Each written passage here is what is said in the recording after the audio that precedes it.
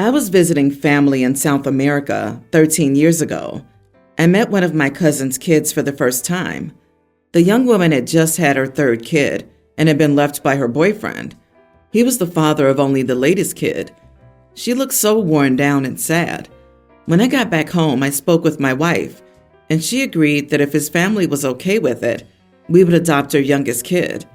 It was an offer, not a demand, and we made sure to explain that we would help her out monetarily with the other two as well.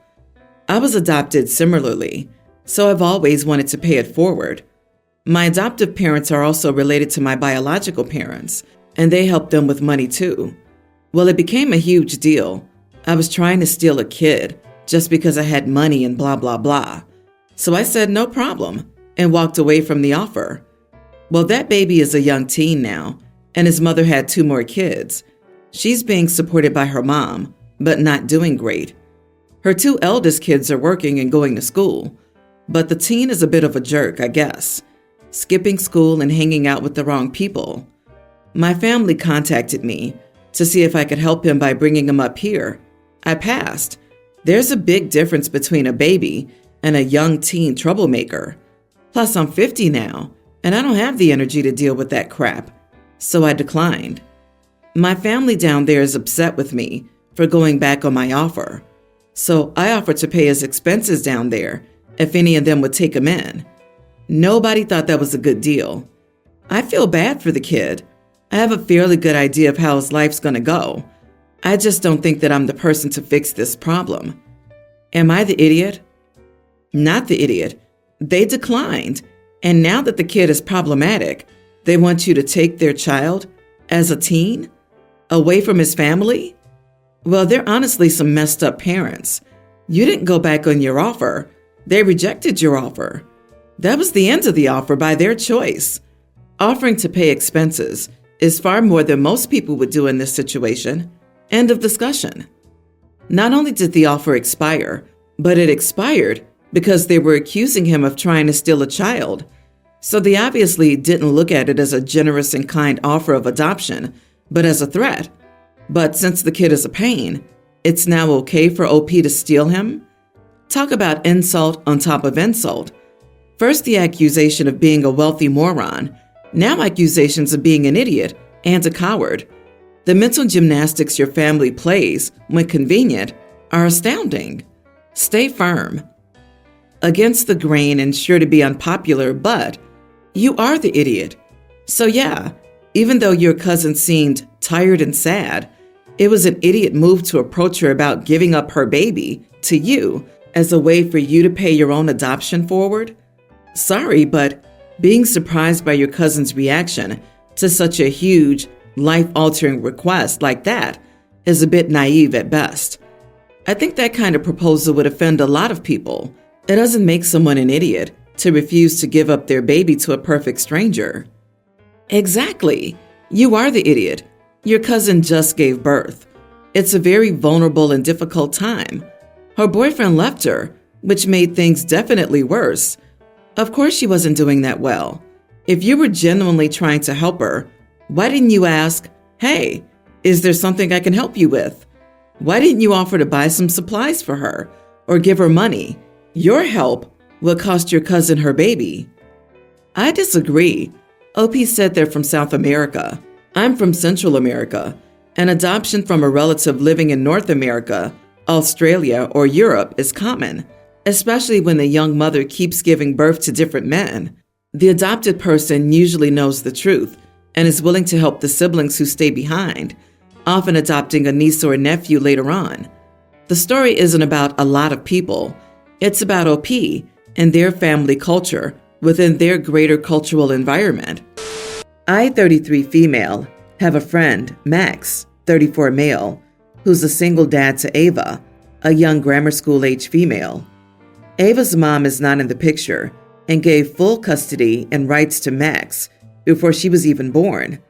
I agreed to help out Max with Ava and am very involved in her life. I will admit, I used to like Max, which is mainly why I agreed, but it was just a crush, and I got over it pretty soon after, but still helped out with Ava. I get on very well with Ava, and she calls me aunt. Since then, I got a more demanding job and have a fiance who I moved in with. His place is far from Max's, and I find it harder to meet up with Ava, but I still try my best to see her. Now I'm pregnant, and my pregnancy is high risk. My fiance and I agreed that I would take time off until the baby was born and would think about going back later. I currently work freelance and pick and choose what projects to take on. I told Max for the time being, I'd like to reduce how often I see Ava, as I can't keep up with her in my condition. Max tried to negotiate to drop off Ava at mine, but my fiance and I firmly said no. He works long hours, and I can't be there for her one-to-one. Max and I still share the same friend group, so I will see Ava sometimes socially, so it's not like I've cut her out of my life. Max is calling me the idiot for not helping look after Ava and saying that I'm essentially abandoning her, and I've put him in the situation of explaining this to her. I feel bad for not being able to be around Ava as much, but I currently have very little energy and have stuck to my decision. Not the idiot for wanting to prioritize your family. However, I feel like you should explain this to Ava yourself. I don't care for Max. You had a crush, you moved on, and your priorities changed accordingly. That's okay. However, the girl sees you as part of her family almost, and she was used to hanging out with you. If you stop it so suddenly, she'll be heartbroken and bewildered. So at least talk with her about it and assure her you still love her, etc. I think that would be in place, unless you don't really love her in the first place and didn't take the whole thing just as a chore from the beginning. Imagine if a dude came on here and basically said, I became a huge part of a child's life because I was crushing on their mom and thought it would be a good way into her pants. Anyway, now it doesn't suit my lifestyle, so I've noped out of the situation. And the mom is all mad. I just can't help but feel that everyone would be calling them a monster, or at the very least, they definitely wouldn't be attacking the single mom. The issue is she shouldn't have started that in the first place. There's always something that could happen, but becoming an influence on a child's life because you want to get with their parent will drop them way low on priorities. It was low-key kind of sleazy, OP. I disagree. Max sure is an idiot. He can't drop her off. So he's telling her, you abandon her? Why can't he come over with his daughter to help out and show her what a good supportive friend does? She isn't your child.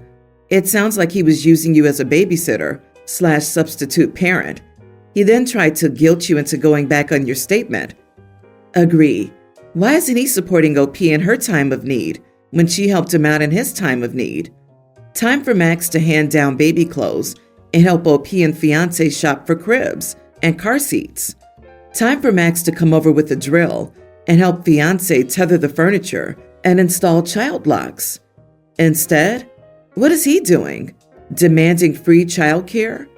Probably because he knew about the crush and used it to get a free babysitter. I think I might be dramatic, so I'm here for judgment. My fiance, Josh, 28 male, and I, 26 female, have been together for 5 years, engaged for 3. He has a little brother, James, 24, who's been with his girlfriend, Sally, for 2 years. We have a great relationship with my fiance's brother and his girlfriend.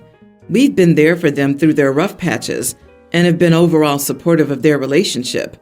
Even though they live a 10-plus hour drive away, we stay in touch weekly and sometimes daily. We visit them at least once a year, and they've never come to visit us, but they live in a fun beach town, so we never complain about a tropical weekend trip. Haha. Sent birthday gifts and Christmas gifts without getting anything in return, but my love language is gift giving. So as long as they were happy with their gifts, I was happy. They're doing great to the point that James has a ring and plans to propose soon. A little backstory. A few years back, we went to visit them and stayed in this beautiful hotel and wedding venue. We both fell in love, but there was no way we could afford it at the time. Back to the main story. As you can tell, we got engaged pretty young, and we didn't feel ready to get married at the time. Honestly, I'm not big on weddings, but my fiance wants one, so we agreed on a smaller affair to celebrate. Since we had decided to wait a few years, about 5 months ago, we decided to take a shot at the venue we dreamed of, and it turns out we can afford it. We can afford it on our own, but our loving families are chipping in, so we're totally within budget and over the moon. 5 years and we're finally getting married. We've been keeping Sally and James in the loop this entire time, since it's in their hometown, asking for advice on vendors and just overall excited chatting about it. We locked down a date on Monday last week and had to pay the $1,000 deposit by tomorrow. I held off confirming the date was good with my family since my cousin has a wedding scheduled 3 weeks after ours. We plan to pay it today after I got the blessing. Yesterday, my fiancé got a phone call from his dad asking if he had spoken to James recently. His dad further explains that James, who has not proposed to his girlfriend yet, decided to book the same venue the weekend before our wedding. To say I'm upset is an understatement. We've been talking to them for months about our progress. They had never once shown interest in this location. Frankly, I could care less that it's at the same place. The weekend before is just a slap in the face. I don't think I can bring myself to forgive them, let alone attend. Am I the idiot for not wanting to go to brother-in-law's wedding? Edit. Only brother-in-law and future sister-in-law live in the town the venue's located in. It's a 5+ hour drive for the closest family member. Everyone else is a 10+ hour drive or flight away. There would be no way to attend both. I would love to ask them what they were thinking, but now they've been ducking our calls. Clearly mature enough for marriage. Not the idiot. Who books a venue when they aren't even engaged yet? That's a really crappy thing for them to do. I assume when you've said you've told them everything, you mean the location, the date, etc. If so, they absolutely, without a doubt, did it to upset both of you and did so on purpose. And now they're avoiding contact? This is proof they knew exactly what they were doing. Otherwise, they'd be on their knees, apologizing for not thinking straight and trying to resolve the issue. If I were you, now book the venue for the weekend before theirs. Two can play that game. The only idiots here are your brother-in-law and his girlfriend. How ridiculous of them to do this. And you mentioned it was a destination wedding, so your financial family could only attend one. Oh boy, they purposely did it. Good luck, and wait until the baby wars start. My 38 female sister, Lauren, 42, had a pretty wild youth. I did too, so no judgment on my part. When Lauren was 18, she got pregnant and chose to end it. This was her wake-up call. She went to college, later got a great job, and found her husband. They had a daughter, Roxy, who's now nearly adult. Roxy is a very studious and responsible young woman, but this is undoubtedly about how hard her parents are on her. Lauren has said several times that she doesn't want Roxy to end up like her. I understand, but I've also told her she can't be so hard on her. Let her make her mistakes and guide her through them versus yelling. Roxy found out she was pregnant in March. Lauren and her husband reacted horribly. I have a daughter of similar age, and I know I wouldn't be thrilled either. However, Lauren and her husband took it too far, in my opinion. They shamed her and told her she was a disgrace. They said even if she got an abortion or gave the baby up for adoption, they found her irresponsible and didn't want her around. They kicked her out. Roxy's boyfriend's parents did the same. The two are now living with my family. This has been incredibly hard on Roxy. She plans on raising the baby, but keeps saying she feels like a failure. I never knew how truly bad Lauren was, but she's always called Roxy horrible names and made her feel like she wasn't good enough. I finally told Roxy all about her mom's past and that Lauren had no right to talk.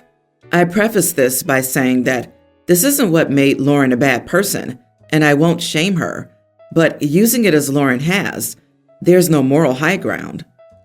Roxy called Lauren and called her out on her hypocrisy. My extended family's mad at me. Most aren't happy with Lauren, but say it wasn't my place to spread her business. Apparently, her husband didn't know about her past either, and is calling her a liar, etc. My parents and other family members say I should have shut my mouth. Not the idiot. Don't throw stones if you live in a glass house. My God, how awful for your niece. Thankfully, she has you to support her in her choices. Regardless of their final decision, this is a hard place for anyone to be. For her mother to be so horrible, especially having gone through something similar herself, is truly awful. Good for you for sharing her mother's story. Normally, I would say not your place, but in this specific instance, it feels necessary to help your niece. Right? No one is perfect, and failures, mistakes, and accidents are often where the most learning comes from. So if you can share your experiences with your kids, age appropriate, it can be a great bridge in many ways. You hit the nail on the head, though. The mother's reaction to her daughter's situation is so horrifying, as she experienced the same thing. And then she lied to her husband about it. The hypocrisy makes my heart hurt. I, 40 male, have been married to my wife, 41, for 14 years. We had a barbecue over the weekend, and in preparing for guests to arrive, my wife was getting snippy at me with digs here and there. This is pretty normal, and I try not to let it bother me. Anyway, after 5 minutes of her challenging my intelligence, I told her that she should put her money where her mouth is and challenge me to an IQ test if she really wanted to show how dumb I was. I know full well that I would beat her, and she knows it as well. She dodged the offer, but then told my son, Tween, that when my wife and I first met, she was earning double the amount of money that I was. I asked how she made twice the amount that I was, and she replied that she was renting 4 houses out to students. I then asked her how she could afford to buy those 4 houses. She told me that her mother gave her the money to buy them. I then pointed out that she'd not actually made any money that wasn't based on a gift or had been given to her, and that the only reason she could afford the capital was that it was given to her. She had not had to work to build up some startup capital of her own at all. I've worked all my life, and apart from a little help to buy my first car, I've had no handouts from my parents or family. My wife, on the other hand, has never actually done a day's employed work in her life. She receives a monthly income from a trust, and she couldn't be bothered to manage her rental properties, so she sold them, although she still has one that's been vacant for about 4 years. I've never mentioned this to her before or used it as ammo in 14 years of marriage, but it really made me angry that she was talking to my son about it like she was some super wonder businesswoman. She told me I was an idiot, and I felt like an idiot. So am I? Good God, do you guys even like each other? Your wife sounds awful, and you sound bitter. Everyone's the idiot here. This poor kid is stuck in the middle of her parents' marriage. OP, for the sake of your child, file for divorce. Either she'll get over her pettiness and agree to marriage counseling, or she'll accept so quickly it'll make your head spin. You're still young enough to start over, but let her know you've had enough of her digs. I'm bitter, perhaps. I'm just tired in all honesty. I never resented her for what she had or her upbringing. Recently, it just seems that whatever I do, she pounces on me and drags me over the coals for it. The problem is, she's already said that she wants full custody of the kids and can afford any legal team she wants. I love my kids to bits, and I couldn't bear to see them once every few weeks. At this time, I can't risk it. Before you assume the absolute worst situation, 1, don't take your opponent's legal advice and speak to an attorney. 2, do some research. 3, figure out who you need. Presumably, a serious custody bulldog attorney. But you need real legal advice, not Google advice. You need an attorney who knows your local custody laws and the local judges to actually tell you what's realistic. Yeah, maybe she'd end up with full custody, or perhaps not, and you're putting yourself and your kids through this nightmare because you're scared. Quietly gather information, and if you opt to stay, learn not to drag your kids into your fights. This nastiness towards each other is hurting your child.